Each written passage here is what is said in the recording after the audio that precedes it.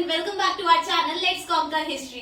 Friends, हम लोगों ने chapter 6 Bhakti and Sufi tradition का एक्सप्लेनेशन शुरू कर दिया था और इस चैप्टर का पार्ट 1 बन चुका है। The link is provided in the description, please check it out. क्योंकि हम लोगों ने पार्ट 1 में भक्ति ट्रेडिशन पढ़ लिया है, इसीलिए पहले उस वीडियो को देख लीजिए और आज की वीडियो में हम लोग इस्लामिक ट्रेडिशन और सूफिज्म पढ़ना शुरू करेंगे। So let's get started.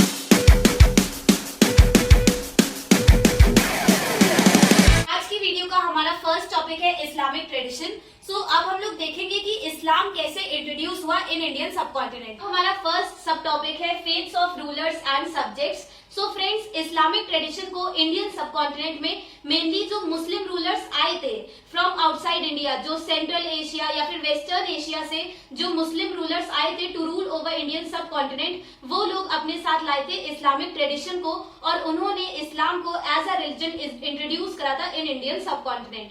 सो अब हम लोग देखेंगे कि कैसे इस्लाम इंट्रोड्यूस हुआ इन इंडियन सब कॉन्टिनेंट। सो सबसे पहले 711 में एक अरब जनरल जिनका नाम था मोहम्मद कासिम, और ये 1 मार्क्स के लिए बहुत ही इंपॉर्टेंट है, ये फैक्ट आप लोग लिख लीजिए।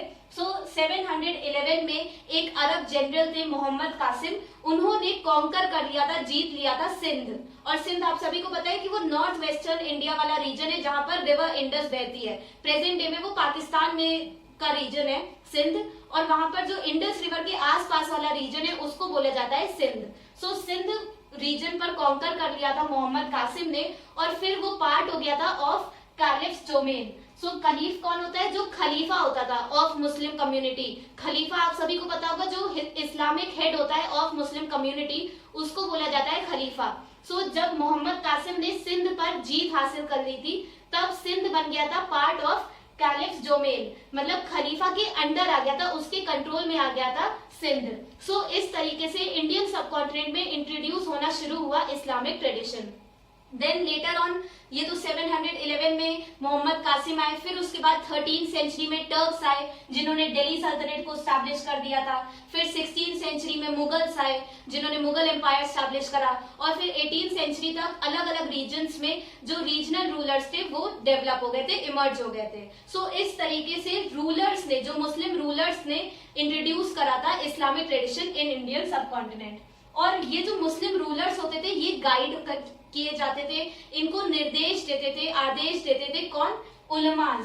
सो जैसे हम लोगों ने अभी राजपूत रूलर में पढ़ा था भक्ति ट्रेडिशन में, जो हिंदू रूलर्स थे, जो ब्राह्मणिकल ट्रेडिशन को जो रूलर्स फॉलो करते थे उनको गाइड करते थे ब्राह्मणास, जो पंडित होते थे वो लोग हिंदू रूलर्स को गाइड करते थे। सो इसी तरीके से मुस्लिम्स, जो मुस्लिम रूलर थे, जो इस्लामिक ट्रेडिशन को फॉलो करते थे, उनको गाइड करते थे उलमाज। और उलमा कौन थे? दे वर स्कॉलर्स ऑफ इस्लाम, मतलब इस्लाम के जो जानकार थे वो लोग मुस्लिम रूलर्स को गाइड करते थे, उनकी पॉलिसीज को गाइड करते थे, और वो ये इंश्योर करते थे, वो ये देखते थे कि मुस्लिम रूलर्स शरिया को फॉलो करें। ये शरिया वर्ड ये प्रेजेंट डे में भी यूज किया जाता है, और शरिया का मतलब जो इस्लामिक लॉज है, जो भी रूल्स और रेगुलेशंस लिखे गए हैं to be followed by Islamic followers in Quran. So in rules और रेगुलेशंस को जो कुरान में लिखे गए हैं उनको कंपाइल करा गया था इन शरिया। सो शरिया वो इस्लामिक लॉ आप लोग समझ सकते हैं। सो उलमा ये इंश्योर करते थे कि ये जो मुस्लिम रूलर्स है वो शरिया को फॉलो करे। नाउ जब ये मुस्लिम रूलर्स आए टू रूल ओवर इंडियन सब कॉन्टिनेंट, तो इन लोगों ने एक प्रॉब्लम फेस करी कि majority of population in India वो नॉन मुस्लिम रिलीजन्स को फॉलो करती थी, मतलब वो इस्लाम को फॉलो नहीं करती थी। ज्यादातर लोग बुद्धिज्म, जैनिज्म, हिंदुइज्म इसको फॉलो करते थे और इस्लाम को फॉलो नहीं करते थे। सो अब मुस्लिम रूलर्स ने एक न्यू कॉन्सेप्ट डेवलप करा विच वाज ऑफ जिम्मी। उन्होंने इस नॉन मुस्लिम पॉपुलेशन जो इस्लाम को फॉलो नहीं करती थी और दूसरे रिलीजन्स को फॉलो करती थी, इस नॉन मुस्लिम पॉपुलेशन को डिनोट कर दिया विद द टर्म जिम्मी। सो जिम्मी एक न्यू कैटेगरी डेवलप हुई इस पीरियड में, और जिम्मी ये वर्ड डिराइव करा गया है फ्रॉम द अरबिक वर्ड जिम्मा, और जिम्मा का मतलब होता है प्रोटेक्शन। सो जिम्मी वो कम्युनिटी थी, वो कैटेगरी थी ऑफ नॉन मुस्लिम पॉपुलेशन जिसको मुस्लिम रूलर्स, जो मुस्लिम रूलर्स थे वो प्रोटेक्शन प्रोवाइड करते हैं, उनको ये फ्रीडम उन लोगों ने प्रोवाइड करा था मुस्लिम रूलर्स ने कि ये नॉन मुस्लिम पॉपुलेशन अपने जो उनके पर्सनल रिलीजन थे, जो इस्लाम से दूसरे रिलीजन्स थे, उनको वो लोग फॉलो कर सकते थे और खुले में अपने रिलीजन्स को प्रैक्टिस कर सकते थे। ये फ्रीडम क्योंकि मुस्लिम रूलर्स उनको दे रहे हैं और प्रोटेक्शन प्रोवाइड कर रहे हैं, इसीलिए मुस्लिम रूलर्स उन लोगों को जिम्मी टर्म से डिनोट करते थे जिसका मतलब होता था प्रोटेक्टेड कम्युनिटी, और ये डिराइव करा गया है फ्रॉम द वर्ड जिम्मा जिसका मतलब है प्रोटेक्शन। अब क्योंकि मुस्लिम रूलर्स उनको प्रोटेक्शन प्रोवाइड कर रहे हैं, इसीलिए मुस्लिम रूलर्स ने उन पर एक टैक्स लेवी करा। वो Muslim rulers non Muslim population से टैक्स लेते थे, विच वॉज कॉल्ड जिजिया। इन शॉर्ट, जो नॉन मुस्लिम पॉपुलेशन थी उसको जिम्मी टर्म से डिनोट करा जाता था, जिसका मतलब होता था प्रोटेक्टेड कम्युनिटी, और नॉन मुस्लिम पॉपुलेशन को एक टैक्स पे करना होता था टू मुस्लिम रूलर, जिसको बोला जाता था जिजिया, और ये पे किया जाता था to gain the right to be protected. Next, later on समय के साथ ये जो उलमा थे, जो स्कॉलर्स थे ऑफ इस्लाम, इनकी इंपॉर्टेंस कम होती गई, और अब जो मुस्लिम रूलर्स थे उन्होंने ये रियलाइज करा कि वो सभी के रूलर्स हैं, जो नॉन मुस्लिम पॉपुलेशन है उसके भी रूलर्स हैं, और इसीलिए उन लोगों ने इक्वालिटी को प्रीच करना शुरू करा। और इसके एक बहुत ही अच्छा एग्जाम्पल है एम्परर अकबर।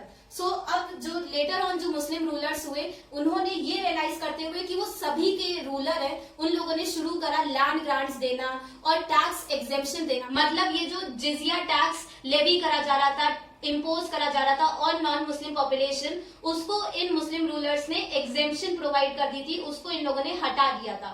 सो अब कुछ ऐसे मुस्लिम रूलर्स हुए जिन्होंने नॉन मुस्लिम पॉपुलेशन और उनके रिलीजन्स को सपोर्ट करने के लिए और अपनी रिस्पेक्ट उन नॉन मुस्लिम रिलीजन्स को दिखाने के लिए उन्होंने लैंड ग्रांट करना शुरू कर दिया था, और वो लोग टैक्स एग्जेम्पशन करते थे, मतलब जिजिया टैक्स को उन्होंने हटा दिया था in order to show their support to these non religious non Muslim religions. और इसका एग्जाम्पल, बहुत ही अच्छे एग्जाम्पल है एम्परर अकबर, जिन्होंने अपने रूल में जिजिया टैक्स को हटा दिया था। और हम लोगों को सोर्स में भी एक सोर्स दी गई है इन द चैप्टर, जिसमें बताया गया है कि एम्परर अकबर ने लैंड ग्रांट करी थी in Gujarat for construction of a church. और वहीं पर आपको एक और सोर्स मिलेगी जिसमें बताया गया है कि औरंगजेब ने भी अपनी रिस्पेक्ट दिखाई थी टू अ जोगी। सो ये सभी सोर्सेज दिखाती है, ये सभी सोर्सेज एग्जाम्पल हैं कि लेटर ऑन जो मुस्लिम रूलर्स हुए उन्होंने अपने सभी सब्जेक्ट्स को इक्वली ट्रीट करा, और उनके रिलीजन्स को, जो नॉन मुस्लिम रिलीजन्स थे, उनकी तरफ डिवोशन एक्सप्रेस करा, रिस्पेक्ट एक्सप्रेस करी। सो मुस्लिम रूलर्स अपने साथ लाए और उन्होंने इंट्रोड्यूस करा इस्लाम को इन इंडियन सब कॉन्टिनेंट। अब क्योंकि इस्लाम को सपोर्ट मिलता था फ्रॉम मुस्लिम रूलर्स, इस्लाम को फॉलो करते थे मुस्लिम रूलर्स, तो वो भी चाहते थे कि ज्यादा से ज्यादा बढ़े, स्प्रेड हो इस्लाम की टीचिंग्स, और उसके फॉलोवर्स ज्यादा से ज्यादा बढ़े इन इंडियन सब कॉन्टिनेंट। सो इस्लाम को मुस्लिम रूलर्स का सपोर्ट था। देन इस्लाम में कोई भी स्टार्क डिफरेंसेस नहीं थे। जो डिस्क्रिमिनेशन हिंदुइज्म में फॉलो किया जाता था, जो वर्ना सिस्टम और कास्ट डिस्क्रिमिनेशन फॉलो किया जाता था हिंदुइज्म में, वो इस्लाम में प्रेजेंट नहीं था। ऑल्सो इस्लाम की जो प्रैक्टिसेस थी वो बहुत ही सिंपल थी, कोई भी कॉम्प्लिकेटेड प्रैक्टिस नहीं बताई गई थी इन इस्लाम। तो इन 3 रीजंस की वजह से जो कॉमन पीपल थे, जैसे फार्मर्स, शूद्रास जो बैकवर्ड सेक्शन था, या फिर आर्टिजन्स, मर्चेंट्स, वर्कर्स, स्लेव्स, इन सब ने अब अपने जो उनके पुराने रिलीजन्स थे उनको छोड़कर उन्होंने इस्लाम को अपनाना और कन्वर्ट होना शुरू कर दिया था। सो अब इस्लाम ज्यादा से ज्यादा स्प्रेड हुआ और उसको फॉलो किया डिफरेंट सोशल ग्रुप्स ने।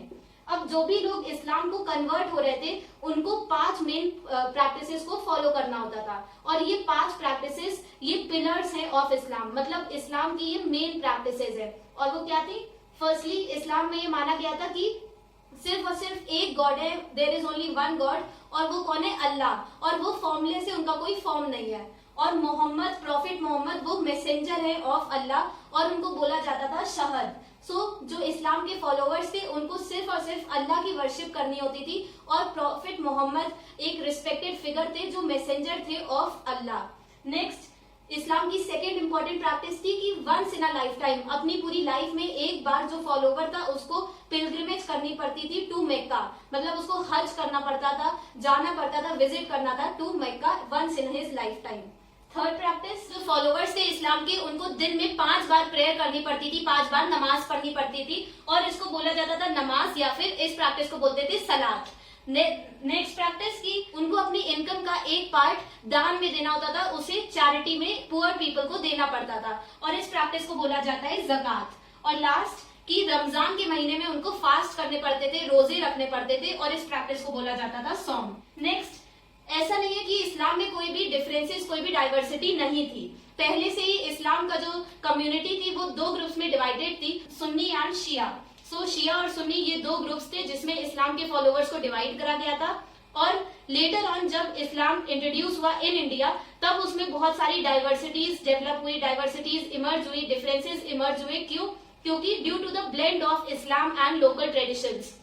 जो कन्वर्ट्स थे, जिन लोगों ने दूसरे रिलीजन्स को छोड़कर कन्वर्ट हुए जो लोग टू इस्लाम, उन लोगों ने अपनी प्रैक्टिसेस से एनरिच करा इस्लाम को, और इस वजह से कुछ डिफरेंसेस, कुछ वेरिएशंस अराइज हुए इन इस्लाम। सो अब हम लोग उन वेरिएशंस को देखेंगे।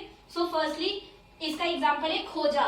सो खोजा एक इस्लामिक कम्युनिटी थी, और ये शिया ग्रुप की एक सब ग्रुप है, मतलब शिया के अंडर एक सब ग्रुप इमर्ज हुआ जिसका नाम था खोजा। और ये कम्युनिटी जो थी वो कुरान की टीचिंग्स को, जो भी कुरान में रूल्स और रेगुलेशंस और जो भी टीचिंग्स दी गई हैं, उनको वो स्प्रेड करते थे थ्रू डिवोशनल सॉन्ग्स, जिसको बोला जाता था गिनान।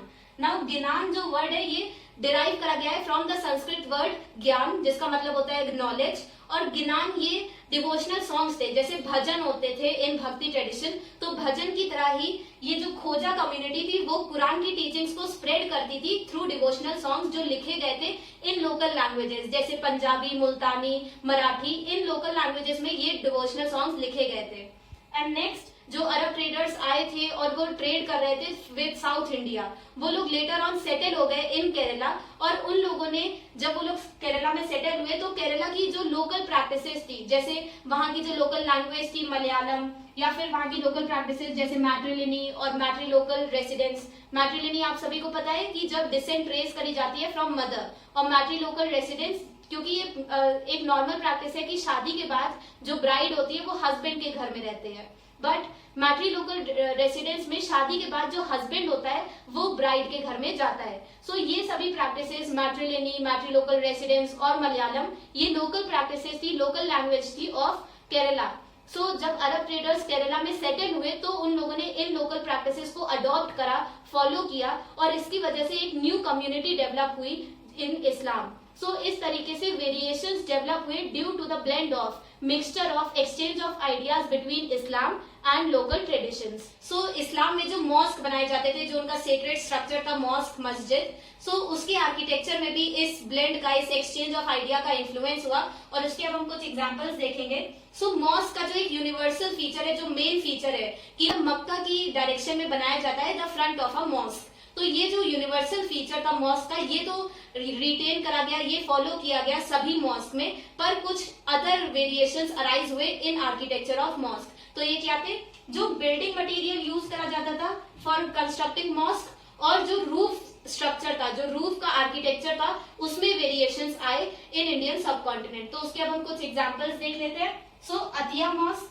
अतिया मॉस्क जो कि लोकेटेड है इन बांग्लादेश, और उसको बनाया गया था इन 1609। सो उसको बनाया गया है ओनली विद ब्रिक्स। तो ये एक वेरिएशन डेवलप हुआ, जो क्योंकि वहां का लोकल प्रैक्टिस होगी ब्रिक से सेक्रेट स्ट्रक्चर को बनाना, सो इसीलिए उन लोगों ने वहां पर जो इस्लामिक कम्युनिटी थी उसने जो मॉस्क बनाया उसको सिर्फ और सिर्फ ब्रिक से बनाया। नेक्स्ट, जो शाह हमदम मॉस्क है इन श्रीनगर, और वो उसकी पिक्चर आपको एनसीईआरटी में मिलेगी। It is a really beautiful mosque, और उसको बोला जाता है jewel in crown of Kashmir, मतलब कश्मीर में जितने भी मॉस्क है उनमें से सबसे सुंदर वो मॉस्क है, और उसको कश्मीर के ताज का वो जूल माना जाता है, प्रेशियस स्टोन माना जाता है, और उसको बनाया था इस्लामिक फॉलोवर्स ने ओनली फ्रॉम वुड, मतलब वो सिर्फ और सिर्फ लकड़ी का पूरा स्ट्रक्चर है। सो वंस अगेन ये एक वेरिएशन थी, ये एक डाइवर्स प्रैक्टिस थी, क्योंकि नॉर्मली जो बनाए जाते थे वो डिफरेंट मटेरियल से मॉस्क को कंस्ट्रक्ट करा जाता था, बट ये दूसरा हमें वेरिएशन मिलता है जहां पर मॉस्क का पूरा स्ट्रक्चर कंस्ट्रक्ट हुआ फ्रॉम वुड।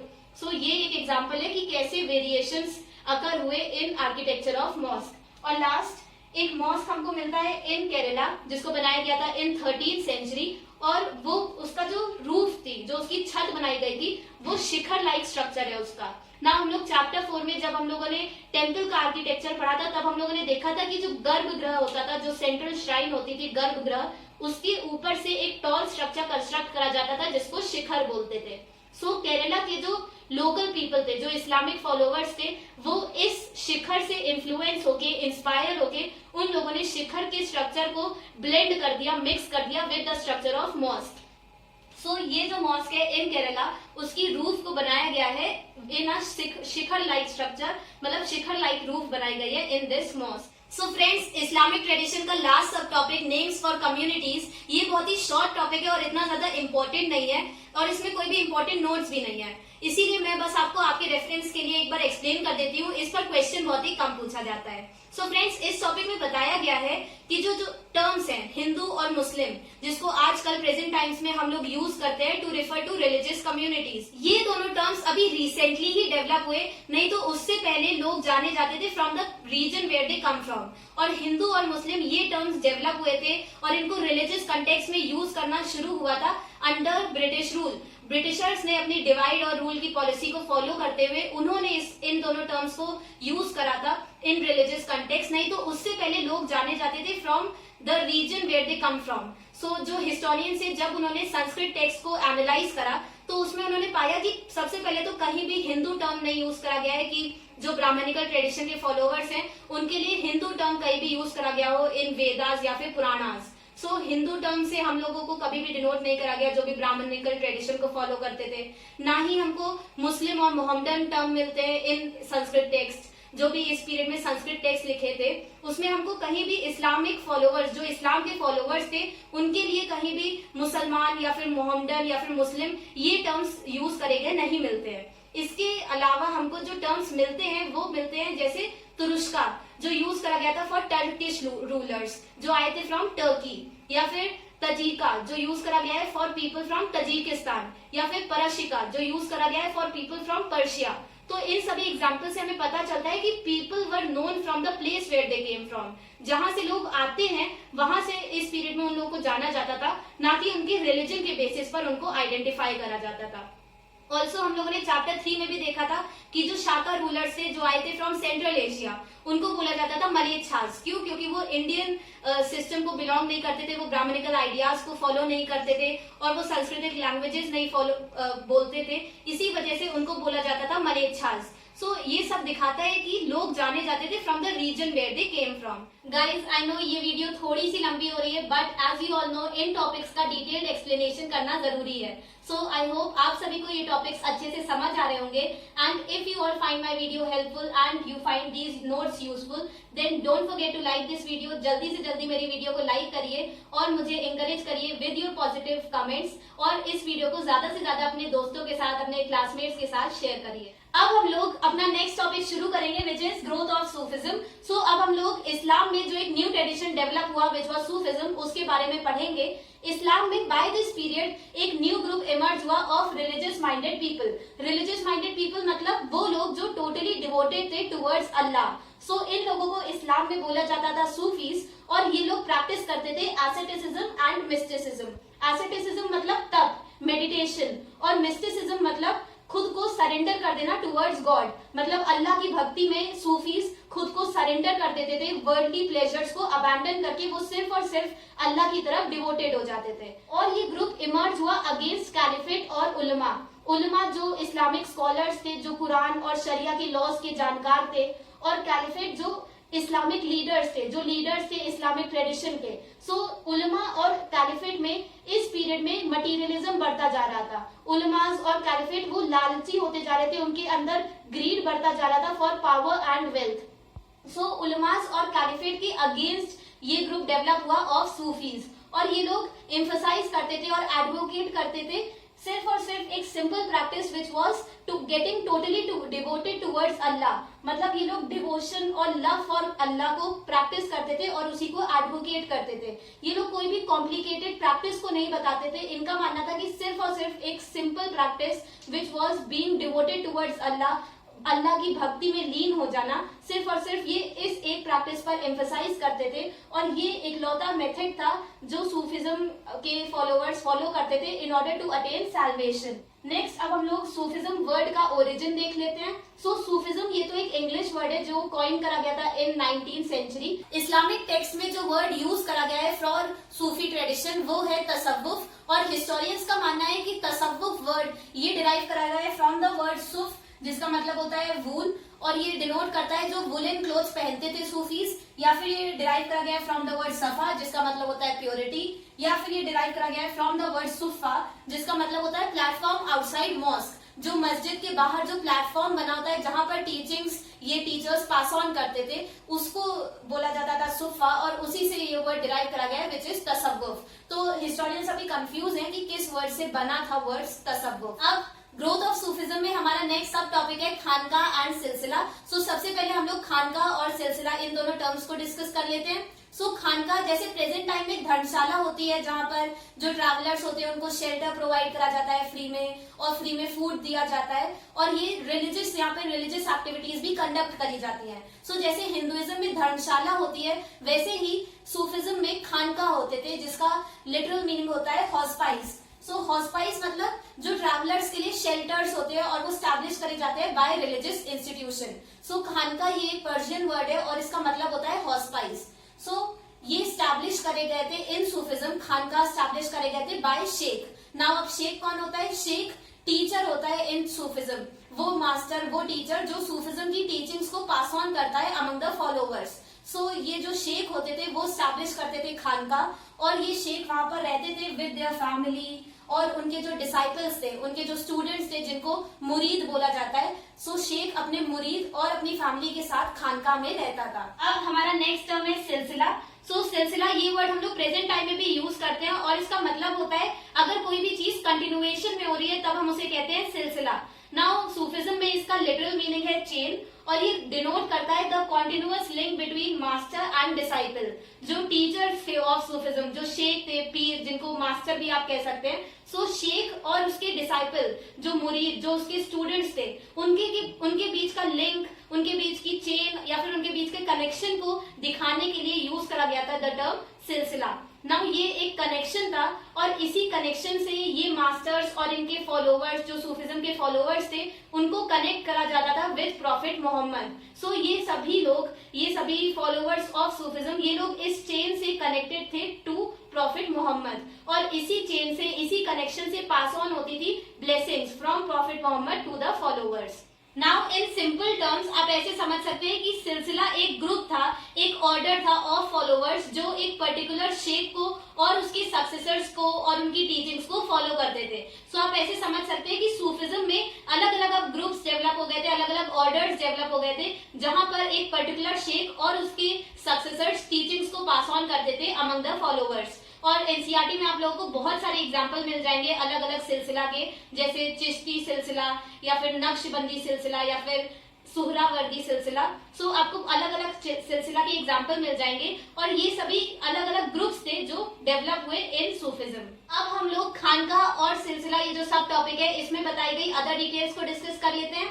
जो शेख था वो स्टैब्लिश करता था खानका को, और वो शेख रहता था विद हिज फैमिली एंड मुरीद, जो उसके डिसाइपल्स थे उनके साथ शेख रहता था इन दिस खानका।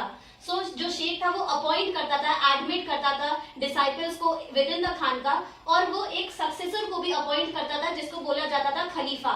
जो शेख था वो अपॉइंट कर देता था कि कौन सा डिसाइपल उसकी डेथ के बाद उसकी पोजीशन को गेन करेगा। नेक्स्ट जो शेख था वो कुछ उसने रूल्स और रेगुलेशंस भी बना रखे थे जिनको फॉलो किया जाना था इन द खानका। और लास्ट शेख की डेथ के बाद वहां पर एक दरगाह कंस्ट्रक्ट कर दी जाती थी, एक टूम श्राइन कंस्ट्रक्ट करा जाता था। आप सभी ने दरगाह को विजिट करा होगा, जहां पर जो इस्लामिक लीडर्स थे या फिर जो इम्पोर्टेंट टीचर्स थे ऑफ इस्लाम, उनकी बॉडी को बरी करा जाता है, उनकी डेड बॉडी को बरी करा जाता है, और जो फॉलोवर्स होते हैं वो वहां पर जाकर चादर चढ़ाते हैं। After the death of sheikh, उसकी डेथ के बाद दरगाह कंस्ट्रक्ट करी जाती थी, और वो सेंटर बन जाती थी ऑफ पिलग्रिमेज। मतलब जो भी फॉलोवर्स होते थे उनको इस दरगाह को विजिट करना होता था to show their respect towards the sheikh. और ये कब वो लोग मेनली विजिट करते थे? ऑन हिज डेथ एनिवर्सरी, जब वो उसकी डेथ हुई थी शेख की, और इसको बोला जाता था उर्स। नाउ उर्स का मतलब होता है मैरिज, और सूफिज्म के जो फॉलोवर्स थे उनका मानना था कि जब शेख की डेथ हो जाती है तब वो यूनाइट हो जाता है विद अल्लाह। इसीलिए उर्स बोला जाता था इसको, जिसका मतलब होता है मैरिज। जो शेख था वो डेथ के बाद अपनी यूनाइट हो जाता था और ज्यादा क्लोज हो जाता था विद अल्लाह। इसी को सेलिब्रेट करने के लिए जो फॉलोवर्स होते थे वो शेख की डेथ एनिवर्सरी पर उसकी दरगाह को विजिट करते थे। ऑल्सो जो न्यू इनिशिएट्स होते थे, जो न्यू लोग होते थे जो सूफिज्म को फॉलो करना चाहते थे, उन लोगों को कुछ प्रैक्टिसेस, कुछ रिचुअल्स को फॉलो करना होता था। जैसे उन लोगों को एक ओथ लेनी होती थी to show their loyalty towards Sufism, और उन लोगों को पैच्ड गारमेंट पहनना होता था, कोई एक टाइप का क्लोथ होता होगा, पैच्ड गारमेंट उन लोगों को पहनना होता था, और उन लोगों को गंजा करवाना था अपना सर, मतलब उन्हें शेव करवाना होता था अपना सर अब हम लोग ग्रोथ ऑफ सूफिज्म का लास्ट सब टॉपिक देखेंगे विच इज आउटसाइड द खानका। फ्रेंड्स अभी तक हम लोगों ने बाशरिया सूफीज के बारे में पढ़ा, मतलब वो सूफीज जो शरिया को फॉलो करते थे, शरिया में जो इस्लामिक लॉज और रूल्स और रेगुलेशंस बताए गए थे उनको फॉलो करते थे और इस्लामिक रिचुअल्स और प्रैक्टिसेस को फॉलो करते थे। बट अब हम लोग पढ़ेंगे कि इन खानका और सिलसिला के बाहर कौन कौन से सूफीज इमर्ज हुए जो शरिया को फॉलो नहीं करते थे और जो इस्लाम में प्रैक्टिसेस और रिचुअल्स बताई गई थी उनको फॉलो नहीं करते थे। सो इसके एग्जाम्पल सबसे पहले देख लें तो कलंदर, मदारिस, मलंग्स, हैदर, ये सब एग्जाम्पल हैं उन सूफीज के जो शरिया को फॉलो नहीं करते थे। और इनके फीचर्स क्या थे? सबसे पहले तो ये लोग शरिया फॉलो नहीं करते थे जो इस्लामिक लॉ था। देन ये इनकी लाइफ जो थी वो डिपेंडेंट थी ऑन चैरिटी, जो इन लोगों को भीख में, भिक्षा में जो इन लोगों को खाना, कपड़े वगैरह मिल जाते थे उन पर इनकी लाइफ डिपेंडेंट थी। और ये लोग मेंडिकेंसी मतलब बेगिंग फॉलो करते थे और सेलिबेसी को ऑब्जर्व करते थे। सेलिबेसी मतलब being unmarried due to religious reasons. So ये लोग कभी भी शादी नहीं करते थे। ऑल्सो ये लोग एक्सट्रीम फॉर्म ऑफ एसेटिसिज्म को फॉलो करते थे, मतलब ये लोग पेनेंस को फॉलो करते थे, खुद को पनिश करते थे फॉर देयर रॉन्ग डूइंग्स। और ये लोग एक एक्सट्रीम फॉर्म ऑफ डिवोशन को प्रैक्टिस करते थे टुवर्ड्स अल्लाह। अब हम लोग अपना नेक्स्ट टॉपिक शुरू करेंगे which is the Chishtis in the subcontinent, जिसमें हम लोग चिश्ती सिलसिला के बारे में डिस्कस करेंगे। अभी तक हम लोगों ने सिलसिला के बारे में पढ़ा था और सिलसिला का मतलब होता है चेन और वो रिफर करता है to a group which follow teachings of a particular sheikh and his successors. So हम लोगों ने देखा था कि सूफिज्म में अलग अलग ऑर्डर्स, अलग अलग सिलसिला डेवलप हो गए थे बाय दिस पीरियड। सो अब हम लोग उस सूफिज्म में जो अलग अलग ऑर्डर्स डेवलप हुए थे उन्हीं में से एक चिश्ती सिलसिला के बारे में पढ़ेंगे। चिश्ती सिलसिला के फाउंडर थे, उनके फर्स्ट लीडर थे ख्वाजा मोइनुद्दीन चिश्ती और इनको गरीब नवाज भी बोला जाता था और इनकी बहुत ही फेमस दरगाह वो लोकेटेड है इन अजमेर राजस्थान। नाउ चिश्ती सिलसिला ये 12th सेंचुरी में बहुत ही फेमस सूफी ट्रेडिशन बन चुका था क्योंकि इन लोगों ने अडॉप्ट कर ली थी, अडेप्ट कर ली थी जो लोकल प्रैक्टिसेस थी उनको। जैसे भक्ति ट्रेडिशन में डिवोशनल सॉन्ग्स गाए जाते थे, भजन कीर्तन गाए जाते थे, सो चिश्ती सिलसिला में भी कव्वालीज गाई जाती थी और अल्लाह की प्रेज में डिवोशनल सॉन्ग्स गाए जाते थे। सो क्योंकि इन लोगों ने अडेप्ट कर लिया था to local communities and local practices, इसीलिए 12th सेंचुरी में चिश्ती सिलसिला one of the most famous traditions बन गया इन नॉर्दर्न इंडिया। अब हम लोग फ्रेंड्स अपना फर्स्ट सब टॉपिक शुरू करेंगे which is life in the Chishti खानका। सो खानका हम लोगों ने देखा था, खानका मतलब धर्मशाला, जहाँ पर जो ट्रैवलर्स होते हैं, जो राहगीर होते हैं, उनको शेल्टर प्रोवाइड करी जाती है। सो अब हम लोग जो चिश्ती हॉस्पाइस थे उनके बारे में पढ़ेंगे कि उनकी रोजमर्रा की जिंदगी कैसी थी। सो इस पैराग्राफ में शेख निजामुद्दीन की खानका का एग्जाम्पल लिया गया है और उसी के स्ट्रक्चर से हम लोग खानका के बारे में और वहाँ पर जो रोजमर्रा की एक्टिविटीज होती थी उनको पढ़ेंगे। सो शेख निजामुद्दीन का जो खानका था वो लोकेटेड है इन दिल्ली और आप सभी ने शेख निजामुद्दीन की दरगाह के बारे में भी सुना होगा जो बहुत ही फेमस दरगाह है लोकेटेड इन दिल्ली। सो ये जो खानका था ये लोकेटेड था एट यमुनाज बैंक, जो रिवर यमुना थी उसके किनारे पर लोकेटेड था और ये लोकेटेड था in Ghiyaspur which is a town in Delhi, उस पीरियड में जो एक रीजन था इन दिल्ली। नाउ इस खानका में छोटे छोटे बहुत सारे रूम्स हैं और एक बड़ा सा हॉल है जहां पर सारे डिवोटीज, सारे फॉलोअर्स एक साथ मिलकर डिवोशनल सॉन्ग्स गाते थे और वहां पर समा को कंडक्ट करा जाता था। समा जो कि एक डांस परफॉर्मेंस थी जो सूफी ट्रेडिशन में फॉलो करी जाती थी। सो ये सभी जो परफॉर्मेंसेस होते थे, ये सभी प्रैक्टिसेस सारे डिवोटीज मिलकर कंडक्ट करते थे इन द बिग हॉल और इसी बिग हॉल में जो शेख होता था वो अपनी टीचिंग्स को भी, अपनी प्रीचिंग्स को पास ऑन करता था to the disciples and followers. और हम लोग पहले भी पढ़ चुके हैं कि खानका में उसको स्टैब्लिश करता था शेख और वहां पर शेख अपनी फैमिली और अपने स्टूडेंट्स के साथ रहता था और वहां पर जो ट्रैवलर्स होते थे, जो राहगीर होते थे, उनको भी शेल्टर प्रोवाइड करी जाती थी। नेक्स्ट, इस जो शेख होता था वो कहाँ पर रहता था? ही lived in a small room जो लोकेटेड था इस बिग हॉल के ऊपर, मतलब ये जो बिग हॉल था उसकी छत पर एक स्मॉल रूम कंस्ट्रक्ट करा गया था जहां पर शेख रहता था और वो वहीं पर जो ट्रैवलर्स थे, जो विजिटर्स होते थे, उनसे मिलता था और कन्वर्सेशन कंडक्ट करता था। सो शेख रहता था in a small room on hall's roof. Also इस खानका में वरांडा होता था, कोर्टयार्ड होते थे और गार्डन्स होते थे और ये पूरा खानका का स्ट्रक्चर सराउंडेड था with big walls. Also friends, जब भी कोई एडवर्स सिचुएशन होती थी, जैसे वॉर्स होते थे, वॉर्स लड़े जाते थे या फिर इन्वेजन होता था, अटैक करते थे दूसरे रूलर्स, तब लोग इन खानका में चले जाते थे टू सीक सेफ्टी, मतलब अपनी सेफ्टी के लिए, रिफ्यूज लेने के लिए वो सब लोग चले जाते थे इस खानका में। नेक्स्ट, सूफिज्म में जो खानका थे वो लोग लंगर भी ऑर्गेनाइज करते थे। लंगर मतलब फ्री में वो लोग फूड प्रोवाइड करते थे ट्रैवलर्स को, बेगर्स को, और जो भी भिक्षुस थे, या फिर हम लोगों ने अभी बेशारिया में जो सूफीज देखे थे जैसे हैदर, मलंग, जो लोग घूम घूम कर चैरिटी में जो खाना मिलता था उस पर वो लोग डिपेंड करते थे। सो ऐसे लोगों को, ऐसे गरीब लोगों को और नीडी लोगों को खाना फ्री में प्रोवाइड करा जाता था इन खानका। सो खानका में लंगर ऑर्गेनाइज करा जाता था और वो ये लंगर रन होता था ऑन फुतू। फुतू मतलब charity.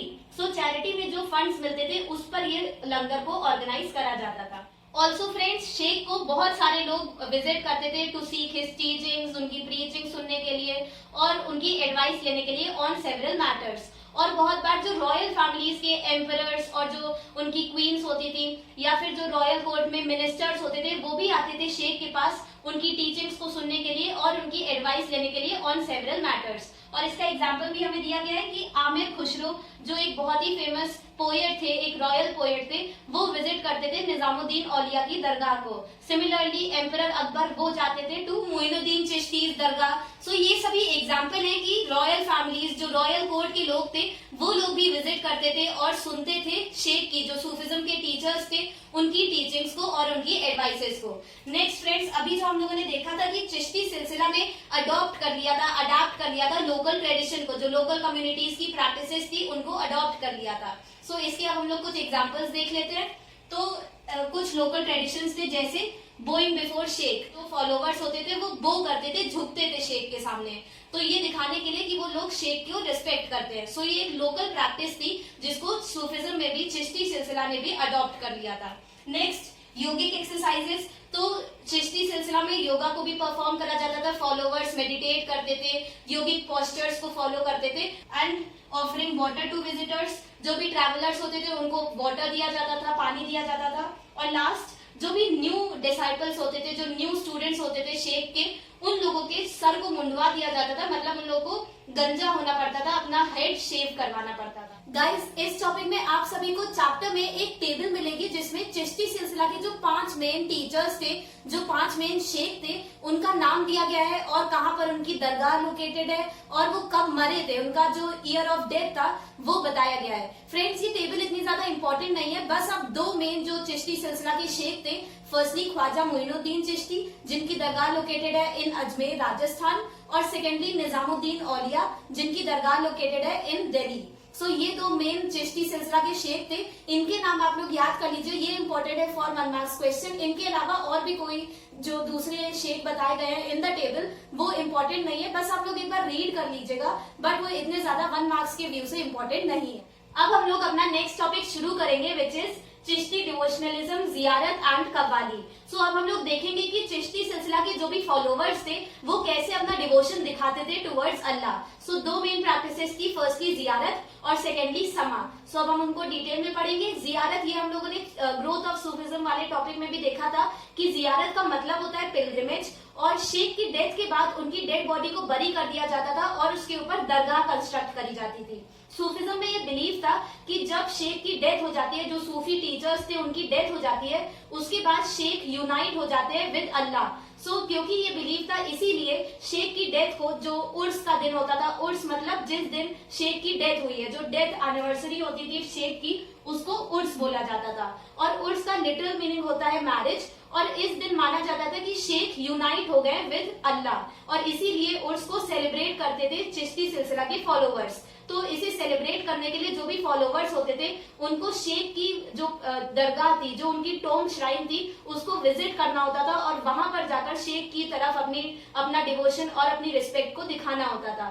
So on the day of उर्स, जो डेथ एनिवर्सरी होती थी ऑफ शेख, उस दिन जो भी फॉलोवर्स थे उनको उस दरगाह को विजिट करना होता था, पिलग्रिमेज कंडक्ट करनी पड़ती थी। ऑल्सो फ्रेंड्स, जो सबसे मेन टीचर थे ऑफ चिश्ती सिलसिला वो थे ख्वाजा मोइनुद्दीन चिश्ती, जिनकी दरगाह लोकेटेड है इन अजमेर राजस्थान, और प्रेजेंट टाइम में भी डिफरेंट रिलीजन्स के लोग अपना डिवोशन दिखाने के लिए उस दरगाह को, अजमेर दरगाह को आज भी बहुत सारे लोग विजिट करते हैं। ऑल्सो फ्रेंड्स, ख्वाजा मोइनुद्दीन को गरीब नवाज बोला जाता था। गरीब नवाज का मतलब होता है कंफर्टर ऑफ द पुअर। सो ये 2 मेन चीजें जो 1 मार्क्स के लिए बहुत ही इंपॉर्टेंट है। ऑल्सो फ्रेंड्स, ख्वाजा मोइनुद्दीन की दरगाह को बहुत सारे रॉयल एम्परर्स ने भी विजिट करा था। सो अब हम लोग उनकी कुछ एग्जांपल्स देख लेते हैं। और ये रॉयल एम्परर्स जाते थे ख्वाजा मोइनुद्दीन की दरगाह पर उनकी ब्लेसिंग्स लेने के लिए, उनका आशीर्वाद पाने के लिए और अपनी इच्छाओं को पूरा करने के लिए।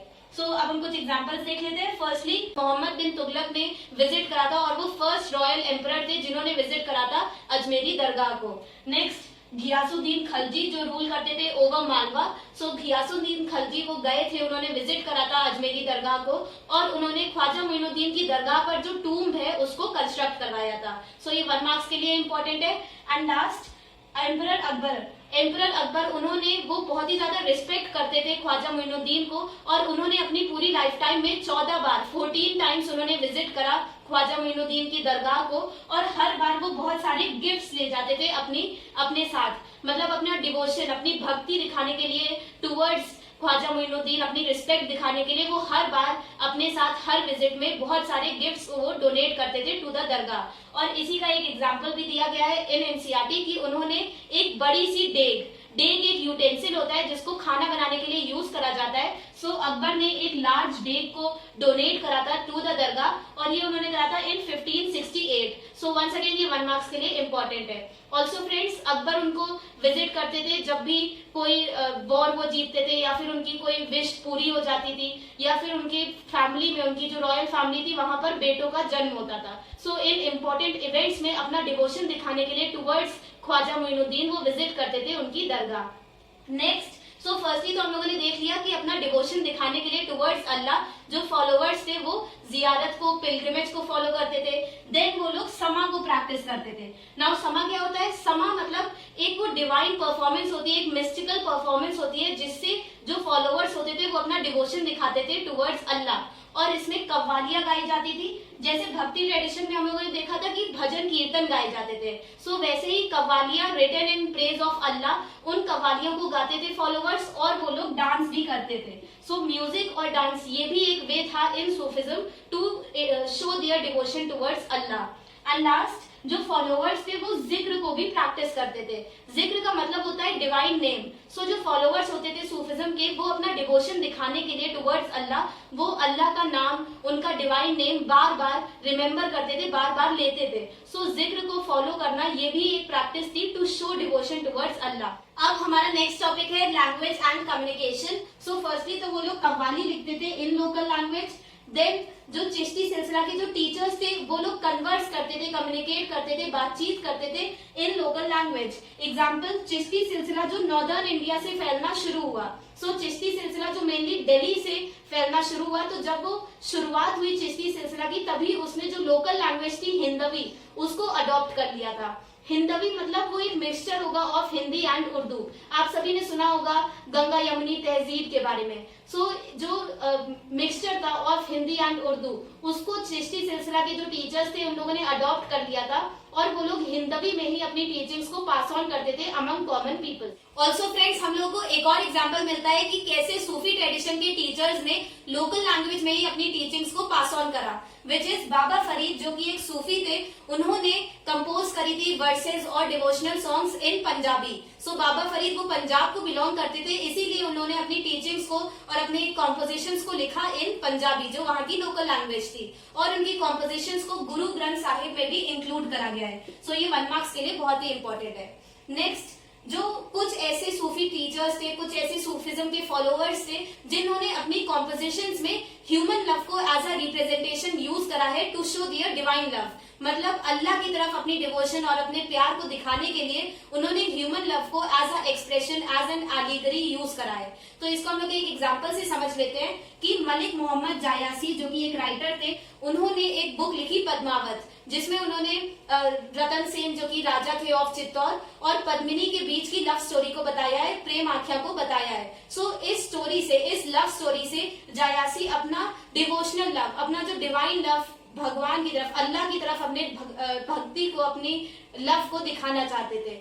ये दिखाता है कि कैसे जायासी ने ह्यूमन लव को यूज करा as a representation to show his divine love, Allah की तरफ अपनी भक्ति को दिखाने के लिए। एंड लास्ट, कुछ शॉर्ट पोएम्स डेवलप हो गई थी जब लेटर ऑन चिश्ती सिलसिला की टीचिंग्स स्प्रेड हुई टू साउथ इंडिया, तब साउथ इंडिया में जो लोकल लैंग्वेजेस थी उसमें भी डिवोशनल सॉन्ग्स और कव्वालीज को कंपोज करा गया। तो इसी का एग्जांपल है कि दखनी जो कि उर्दू का ही एक टाइप है, दखनी जो कि एक मिक्सचर होगा ऑफ कन्नड़ एंड उर्दू।